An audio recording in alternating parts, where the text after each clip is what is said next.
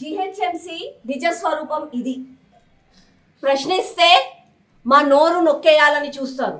వాళ్ళని వెళ్ళి ఎందుకు సమస్యలు పరిష్కరించట్లేదు అని అడిగితే మాకు సంఖ్యలు పోలీస్ అరెస్టులు.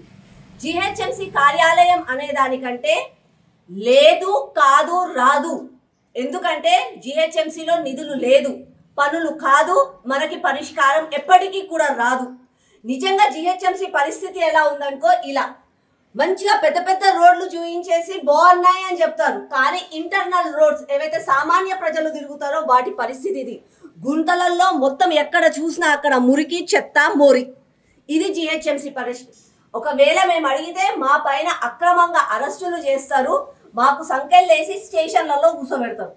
ఇది ఎన్నిసార్లు 4.5 సంవత్సరాల నుంచి ఎన్నో రిప్రజెంటేషన్స్ ఇచ్చినా కూడా వాటిని అన్నిటిని ఏదో పల్లీలు వాటికి వాడుకోవడానికి తప్ప పనులు మాత్రం జరగట్లేదు. చూడండి ఎన్ని సమస్యలు. చెత్తెత్తడానికి పంపించండి బండిని అని అంటే బండి లేదు అని అంటారు, మోరి తీయడానికి అంటే గల్ఫర్ లేదు అంటారు, లైట్లు వేయడానికి నిచ్చెన లేదు అంటారు.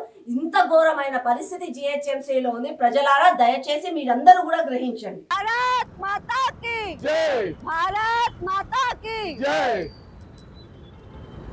बीजेपी जिंदाबाद, बीजेपी जिंदाबाद, बीजेपी जिंदाबाद, बीजेपी జిందాబాద్.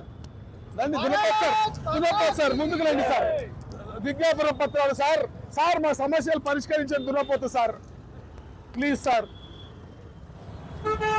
हैदराबाद बचाएंगे, लाठी गोली खाएंगे, हैदराबाद बचाएंगे.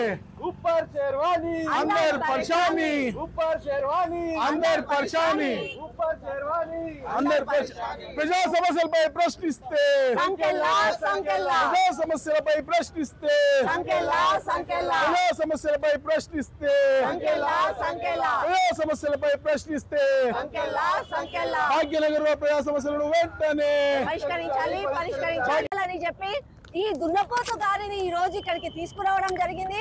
దున్నపోతు గారికి మా వినతి పత్రాలు కూడా అందజేయడం జరుగుతుంది. దున్నపోతు సార్ ఈడ ఏం లేదు సార్. ఇంకా మాకు రోడ్లు బాగాలేవు, డ్రైనేజ్ మంచిగా లేదు అని చెప్తే ఇట్లా సంఖ్యలు చేసి మస్తు కొట్టిరు సార్. మొన్న తలలు వల కొట్టిరు, మావి కాళ్ళు చేతులు ఇరగొట్టేసిర్రు. అంటే గింత మరి మా floor leader Shankar Yadav sir అయితే ఏమన్నాడు తెలుసుకున్నా, 4 సర్వులు నేను కార్పొరేటర్ ఉన్న భాగ్యనగరంలో హైదరాబాద్లో, కానీ గిసంటి రక్తం చూసినటువంటి కౌన్సిల్ మేయర్ మాత్రం ఎక్కడ చూడలేదని చెప్తుండ్రు సార్. మరి ఏం చేద్దామంటారు? మరి మన ముఖ్యమంత్రి ఏం స్పందిస్తలేడు సార్. మీరేమన్నా